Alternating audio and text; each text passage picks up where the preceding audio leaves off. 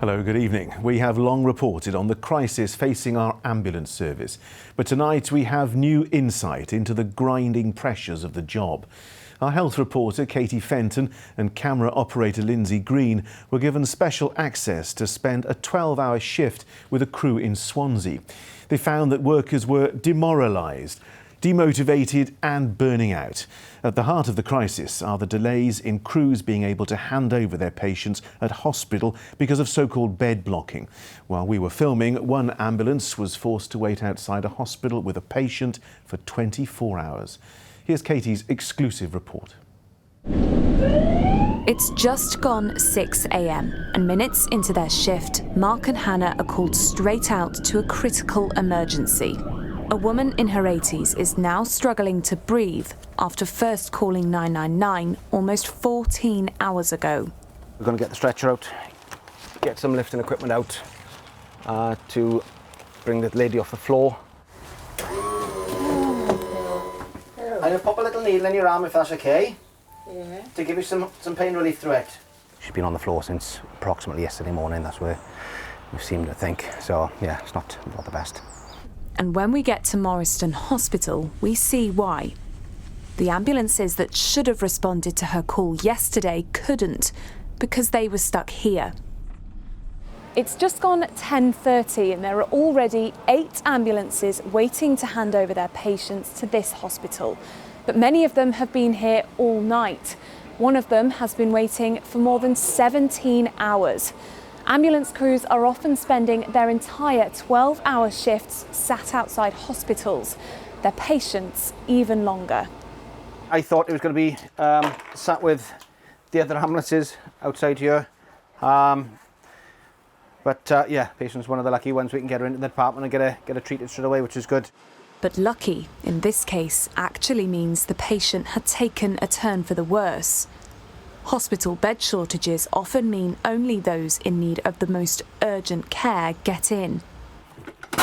Mark's attended some devastating calls in his 22 years of service, but being unable to get to them has made the last few months the toughest yet. Times have changed, unfortunately.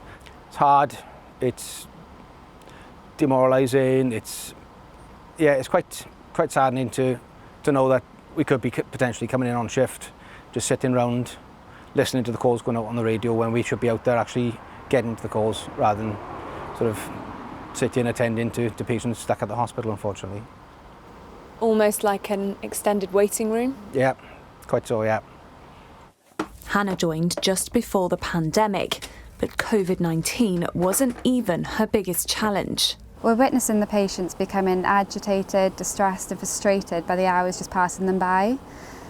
As a crew, this is so disheartening to see, and it's beyond our control. I didn't expect us to be waiting outside hospitals for the length of time that we are. It isn't what we signed up for. But it's what they've got. We've taken a look at which hospitals have had the longest handover delays in the last 3 months. These are the combined totals of all ambulances on shift. In Ysbyty Gwynedd in Bangor, ambulances waited outside to offload their patients for an average of 75 hours a day. In Cardiff at the University Hospital of Wales, that daily average was 80 hours. At the Grange Hospital in Cwmbran, it was 96 hours a day. In Denbighshire, at Ysbyty Glenclwyd, 105. And back at Morriston Hospital in Swansea, ambulances waited for an average of 137 hours a day. These numbers have consequences.